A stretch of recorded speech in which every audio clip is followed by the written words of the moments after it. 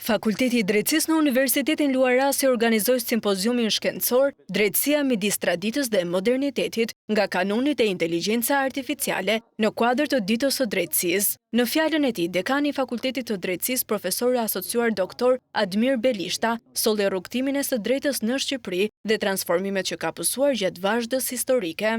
Tema e përzgjedhur në këtë simpozium është një temë aktuale me interes teorik dhe me vlera praktike.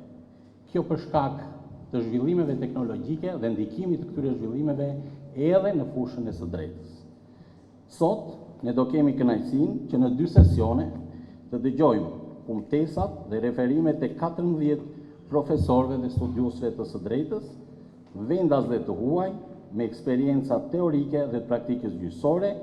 Rektori i Universitetit Luarasi, Maksim Haxhia, u ndal te kanoni i Leg Dukagjinit dhe e cilësoi të drejtën zakonore si filozofi të rregullimit të jetës njerëzore, duke u ndalur te virtyti shqiptarëve, besa, përmes të cilës fjala kishte forcën e imponuar të ligjit. Kanoni i Leg Dukagjinit nuk ishte thjesht një rregullim fisnor. Ai ishte një filozofi e plotë e rregullimit të jetës njerëzore. Besa jepe me fjalë nga bezvënsi dhe fjala kishte forcën e ligjit të imponuar nga ndërgjegja kolektive dhe në asnjë rast i imponuar nga shteti. Zëvendës ministre e drejtësisë Elona Hoxha u ndal tek inteligjenca artificiale, duke thënë se teknologjia dhe algoritmet duhet të jenë një instrument në funksion të drejtësisë, duke vënë theksin te barazia dhe transparenca. Ekziston rreziku që drejtësia të reduktohet në një proces teknik të përpunimit të dhënave, duke humbur dimensionin e saj njerëzor, etik dhe social. Drejtësia nuk mund të kuptohet vetëm si prodhim vendimesh. Ajo lidhet me besimin e publikut, me perceptimin e panshmërisë dhe me garantetin e dinjitetit njerëzor në çdo procedurë.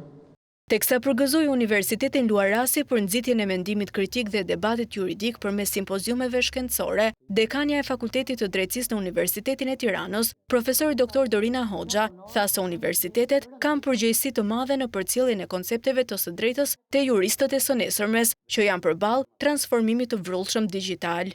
Juristi i së ardhmes duhet jetë i aftë të ndërthurë formimin klasik juridik me aftësinë për të analizuar sfidat e botës digjitale. Dua të përgëzoj Universitetin Luarasi për organizimin e aktivitetit dhe për zgjedhjen e një teme që krijon hapësirë për debat akademik, reflektim, shkëmbim idesh mbi të ardhmen e drejtësisë në një epokë ndryshimesh të shpejta.